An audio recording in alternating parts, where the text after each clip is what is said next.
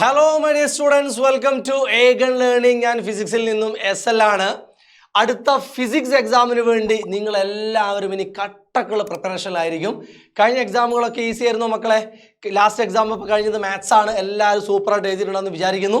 So physics എക്സാമിന് വേണ്ടി prepare ചെയ്യുന്നതിൽ ഏറ്റവും കൂടുതൽ കുട്ടികൾ ഡിമാൻഡ് ചെയ്തുകൊണ്ടിരിക്കുന്ന ചെറിയ ഒരു ചാപ്റ്റർ ആയിരുന്നു കൈനറ്റിക് തിയറി ഓഫ് ഗ്യാസസ്. സംഗതി വളരെ ചെറുതാണ്, പക്ഷെ അതിൽ നിന്ന് നമുക്ക് എപ്പോഴും ചോദിക്കുന്ന ഒരു ഇമ്പോർട്ടൻറ്റ് ക്വസ്റ്റ്യൻ ഉറപ്പിച്ച് പറയണം മക്കളെ. ഇത് നിങ്ങൾ കണ്ടാൽ നിങ്ങൾക്ക് ഈ ചാപ്റ്ററിൽ നിന്നും ഒരു ക്വസ്റ്റ്യൻ ഷുവറാണ് നമ്മൾ ചെയ്യുന്നത്. കൈനറ്റിക് തിയറി ഓഫ് ഗ്യാസസ് വളരെ ചെറിയ സമയം കൊണ്ട് എന്തൊക്കെയാണ് ഈ കൈനറ്റിക് തിയറി എന്ന് പറയുന്ന തിയറിയുടെ, അതൊരു ലോ ആണല്ലോ, തിയറി ആണല്ലോ, അതിന് ചില പോസ്റ്റ്ലേറ്റുകളുണ്ട്. 8 തിയറി പോയിന്റുകൾ നമ്മളവിടെ പറയുകയാണ്. മിക്കവാറും എക്സാമുകൾക്ക് ഇതിൽ നിന്നും ഒരു 3-4 പോയിന്റുകൾ എഴുതാനാണ് ചോദിക്കുക. വളരെ സിമ്പിളാണ്. ഗ്യാസുകൾ അവരുടെ കൈനറ്റിക് മോഷൻ എങ്ങനെയാണ് എന്ന് പറയുന്ന ഒരു ഐഡിയ മാത്രമാണ് ഈ കൈനറ്റിക് തിയറി ഓഫ് ഗ്യാസസ്. തെർമോഡൈനാമിക്സിന്റെ സെക്ഷനിൽ വരുന്ന ഈ ഒരു കുഞ്ഞു ചാപ്റ്ററിൽ നിന്നും എന്തൊക്കെയാണ് കൈനറ്റിക് തിയറി ഓഫ് ഗ്യാസസ് എന്ന തിയറിയുടെ പോസ്റ്റുലേറ്റ്. ഇത് സംഗതി എന്താ നമുക്കൊക്കെ അറിയാലോ. അതായത് ഗ്യാസുകളുടെ മൂവ്മെന്റ് എങ്ങനെയാണ്. ഇത് പഠിച്ച് മനസ്സിലാക്കാൻ വേണ്ടി നമ്മളൊരു പാത്രത്തിൽ, എന്തെങ്കിലും ഒരു കണ്ടെയ്നറിൽ ഒരു ഗ്യാസ് എടുത്തതായിട്ട് ആദ്യം വിചാരിക്കാം. ഐഡിയൽ ഗ്യാസ് എടുത്തിട്ടാണ് നമ്മൾ ഇത് ചെയ്യുന്നത്. അപ്പോൾ നിങ്ങൾക്ക് ഇവിടെ ചിത്രത്തിലും കാണാം, ഞാൻ ചെറിയ ഒരു കണ്ടെയ്നർ ഇവിടെ കൊടുത്തിട്ടുണ്ട്. ആ കണ്ടെയ്നറിൽ ഒരുപാട് ഗ്യാസ് മോളിക്യൂൾസ് ഉണ്ട്. ഇതിൽ ഒരു ഗ്യാസ് നിറച്ച് വെച്ചിരിക്കുകയാണ്. അപ്പോൾ നമുക്കിതിൽ ഗ്യാസ് മോളിക്യൂൾസിനെ കാണാം. ഓക്കെ, അപ്പോൾ ഈ കണ്ടെയ്നറിൽ നമ്മൾ ഇങ്ങനെ ഗ്യാസ് ഇങ്ങനെ ഈ കണ്ടെയ്നർ ഇങ്ങനെ അടച്ചു വെച്ചിരിക്കുകയാണെന്ന് വിചാരിച്ചോളൂ. ഓക്കെ, അതിനൊരു ഒരു പിസ്റ്റണൊക്കെ വെച്ച് ഇങ്ങനെ അടച്ചു വെച്ചിട്ടുണ്ട്. ഇതിൻ്റെ ഉള്ളിൽ ഒരുപാട് ഗ്യാസ് മോളിക്യൂൾസ് ഉണ്ട്. നിങ്ങൾക്ക് കാണാനുള്ള സൗകര്യത്തിന് വേണ്ടി ഞാൻ ആ ഗ്യാസ് മോളിക്യൂൾസ് ഇങ്ങനെ വരയ്ക്കുകയാണ്. ഇവരവിടെ ഇങ്ങനെ അവരെന്താണ് ഈ കണ്ടെയ്നറിൻ്റെ ഉള്ളിൽ അവർ ചെയ്യുന്നത് എന്ന് മനസ്സിലാക്കാനുള്ള സിമ്പിൾ ആയിട്ടുള്ള 8 പോയിന്റുകളാണ് പറയുന്നത്. തുടങ്ങല്ലോ മക്കളെ. ഒന്നാമത്തെ പോയിന്റ് ശ്രദ്ധിച്ചോളെ. ഒന്നാമത്തെ പോയിന്റ് എന്താണ്? Every gas is made up of large number of tiny particles called molecules. അല്ലേ, നമുക്കറിയാം ഏതൊരു മെറ്റീരിയൽ ആയാലും ഏതൊരു മാറ്റർ ആയാലും ഉണ്ടാക്കിയിരിക്കുന്നത് ആറ്റംസും മോളിക്യൂൾസും കൊണ്ട് തന്നെയാണ്. അപ്പോൾ അവിടെയും ഇതാണ് പോയിന്റ് പറയുന്നത്. എല്ലാ ഗ്യാസും ഉണ്ടായിരിക്കുന്നത് ചെറിയ ചെറിയ വളരെ ടൈനി പാർട്ടിക്കിൾസ്, ചെറിയ പാർട്ടിക്കിൾസ് ആയ ഗ്യാസ് മോളിക്യൂൾസ് കൊണ്ടാണ് ഉണ്ടാക്കിയിരിക്കുന്നത്. അവരെ നമുക്ക് ചെറിയ ചെറിയ ബോളുകളായിട്ട്, നമുക്ക് സ്ഫിയേഴ്സ് ആയിട്ട്, ഹാർഡ് സ്ഫിയേഴ്സ്, ഒരുപോലെ എലൈക്ക് എന്നും പറയുന്നുണ്ട് അല്ലേ. അപ്പോൾ ഒരുപോലെയുള്ള ചെറിയ ചെറിയ കുഞ്ഞു ബോളുകളാണ് ഈ ഗ്യാസ് മോളിക്യൂളുകൾ എന്നങ്ങ് വിചാരിക്കുക. ഒരു പോയിന്റ് ക്ലിയർ അല്ലേ? അപ്പോൾ എല്ലാ ഗ്യാസും ഉണ്ടാക്കിയിരിക്കുന്നത് കുഞ്ഞു കുഞ്ഞു കുഞ്ഞു കുഞ്ഞു ബോളുകൾ പോലെയുള്ള ടൈനി പാർട്ടിക്കിൾസ് കൊണ്ടാണ്. സോ അതാണ് നമ്മൾ ഈ ചിത്രത്തിൽ കാണുന്നത്. അടുത്തത് ചോളെ. അടുത്ത പോയിന്റ് പറയുന്നു പോയിന്റ് നമ്പർ 2.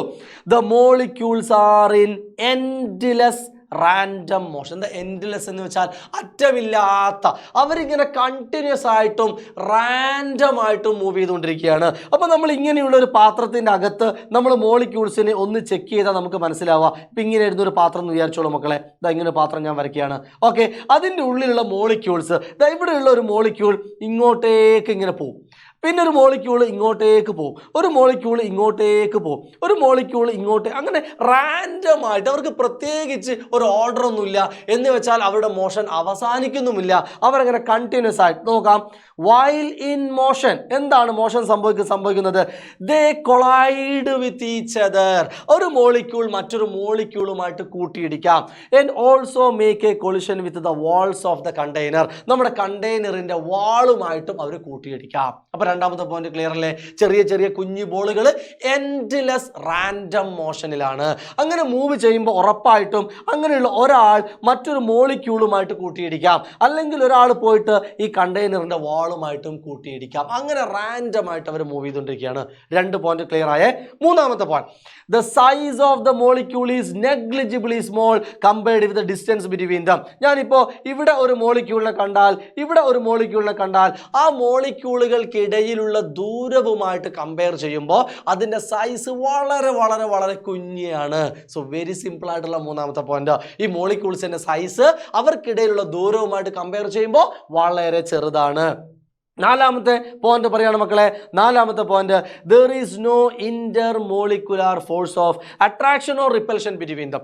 ഇവർക്കിടയിൽ ഈ മോളിക്യൂളും തമ്മിൽ പ്രത്യേകിച്ച് ഒരു അട്രാക്ഷനോ റിപ്പൽഷനോ ഇല്ല.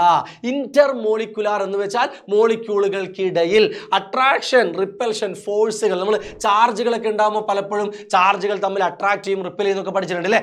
അങ്ങനെയുള്ള യാതൊരുവിധ ഫോഴ്സുകളും ഈ മോളിക്യൂളുകൾക്കിടയിൽ ഉണ്ടാവില്ല. അപ്പം മൂന്നാമത്തെ നാലാമത്തെ പോയിന്റ് മനസ്സിലായോ? മൂന്നാമത്തെ പോയിന്റ് പറയുന്നത് ഇവരുടെ സൈസ് അവർക്കിടയിലുള്ള ദൂരവുമായിട്ട് കമ്പയർ ചെയ്യുമ്പോൾ വളരെ ചെറുതാണ്. നാലാമത്തെ പോയിന്റ് പറയുന്നത് അവർക്കിടയിൽ യാതൊരുവിധ അട്രാക്ഷനോ റിപ്പൽഷനോ ഫോഴ്സ് ഉണ്ടാവില്ല.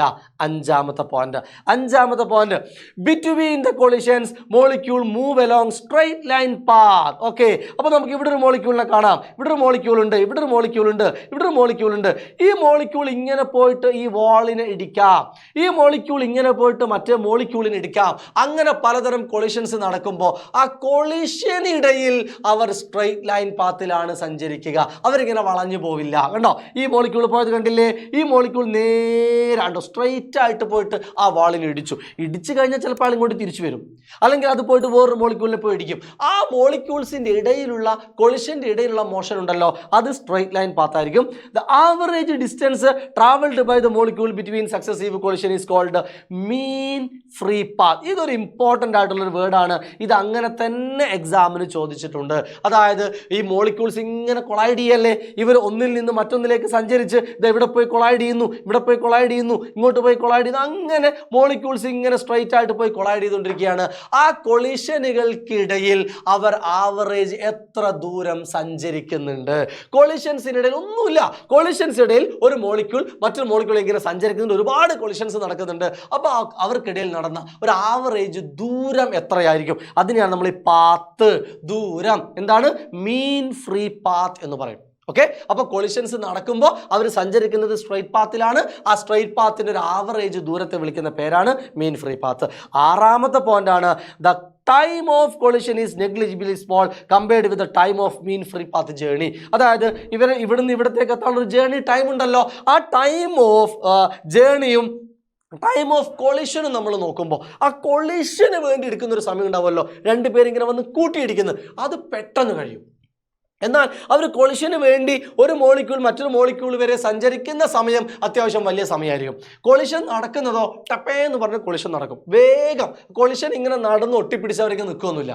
കൊളിഷൻ നടന്ന് വിത്തിൻ സെക്കൻഡ്സ് അവർ പോയിക്കൊണ്ടിരിക്കും. എന്നാൽ അവർ മൂവ് ചെയ്ത് ഒരു കൊളിഷനിൽ നിന്ന് അടുത്ത കൊളിഷനിലേക്ക് എത്താനെടുക്കുന്ന സമയം ഉണ്ടല്ലോ, അത് കൂടുതലായിരിക്കും. കൊളിഷൻ്റെ സമയം വളരെ കുറവുമായിരിക്കും.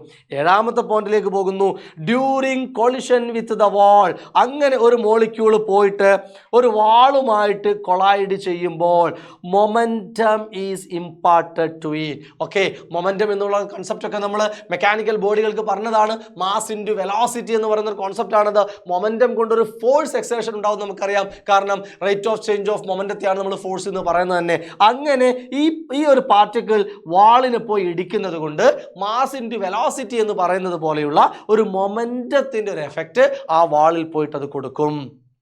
Pressure exerted by gas. ഒരു ഗ്യാസ് എക്സേർട്ട് ചെയ്യുന്ന പ്രഷർ, ഓക്കെ, ഇവർ അങ്ങനെ പോയിട്ട് ഇതിൻ്റെ വാളുകളിലൊക്കെ പ്രഷർ എക്സേർട്ട് ചെയ്യുന്നുണ്ടാവും. ആ എക്സേർട്ട് ചെയ്യുന്ന പ്രഷർ എന്ന് പറയുന്നത് result of collision made by molecules on the walls of the container ആണ്. എന്തുകൊണ്ടാണ് ഈ വാളുകളിൽ ഒരു പ്രഷർ ഉണ്ടാകുന്നത് എന്ന് ചോദിച്ചു കഴിഞ്ഞാൽ, ഈ മോളിക്യൂൾസ് പോയിട്ട് ആ വാളിനെ ഇടിക്കുമല്ലോ, കൊളിഷൻ നടക്കുമല്ലോ, ആ കൊളിഷൻ കാരണമാണ് പ്രഷർ ഉണ്ടാകുന്നത്. അവസാനത്തെ എട്ടാമത്തെ point, the average kinetic energy. ഇവർ മൂവ് ചെയ്യുമ്പോൾ ഉറപ്പായിട്ടും ഇവർക്ക് എന്തുണ്ടാകും? ഇവിടെ ഒരു കൈനറ്റിക് എനർജി ഉണ്ടാവും. നമുക്ക് അതിന്റെ ഡെറിവേഷൻ പഠിക്കാനുണ്ട് കേട്ടോ. Kinetic energy is proportional to the absolute temperature. ഇവർ മൂവ് ചെയ്യുമ്പോൾ അവരുടെ kinetic energy proportional to temperature ആയിരിക്കും. ഇങ്ങനെ 8 പോയിന്റുകൾ ഓർത്ത് വെക്കുക. ഈ 8 പോയിന്റുകളിൽ ഏതെങ്കിലും 4 പോയിന്റ് ആയിരിക്കും മിക്കവാറും എക്സാമുകൾക്ക് ചോദിക്കുക. അപ്പോൾ ഈ ചാപ്റ്ററിലെ ഒരു ഇമ്പോർട്ടൻറ്റ് ക്വസ്റ്റ്യൻ ആണ് പറഞ്ഞത്. പിന്നെ നമുക്ക് ഇതിൽ ചാൻസ് ഉള്ള 2 ക്വസ്റ്റ്യൻ എന്ന് പറയുന്നത് കൈനറ്റിക് എനർജിയുടെയും പ്രഷറിന്റെയും ഒരു ഡെറിവേഷനാണ്. നിങ്ങൾക്ക് കൂടുതൽ വീഡിയോസ് ആവശ്യമുണ്ടോ? ഉറപ്പായിട്ടും നിങ്ങൾ ഈ വീഡിയോയുടെ താഴെ കമൻറ്റ് ചെയ്യുക. നിങ്ങൾക്കിത് മനസ്സിലായിട്ടുണ്ടെങ്കിൽ നമ്മുടെ ചാനൽ നിങ്ങൾ സബ്സ്ക്രൈബ് ചെയ്യുക. ഇതിന് താഴെ നിങ്ങൾ കമൻറ്റ് ചെയ്യുക. നിങ്ങൾക്ക് മോർ ആൻഡ് മോർ വീഡിയോ ഏതാണോ ആവശ്യമുള്ളത് പെട്ടെന്ന് നിങ്ങൾ കമൻറ്റ് ചെയ്തോ. അടുത്തൊരു 5 ദിവസം നമ്മൾ ഫുൾ ഫിസിക്സിൻ്റെ ക്ലാസ്സുകളായിരിക്കും. നമ്മൾ പൊളിച്ചടുക്കി ഫിസിക്സ് ഫുൾ മാർക്ക് സ്കോർ ചെയ്യുന്നതായിരിക്കും. അപ്പം നിങ്ങൾ കൂടെ ഉണ്ടെങ്കിൽ ഏകണം കൂടെയുണ്ട്. സോ SL ആണ്. തൽക്കാലം നമ്മൾ ഈ ക്ലാസ് ഇവിടെ വൈൻഡപ്പ് ചെയ്യുന്നു. ബാക്കി നമുക്ക് അടുത്തൊരു ക്ലാസ്സിൽ കാണാം. Bye bye.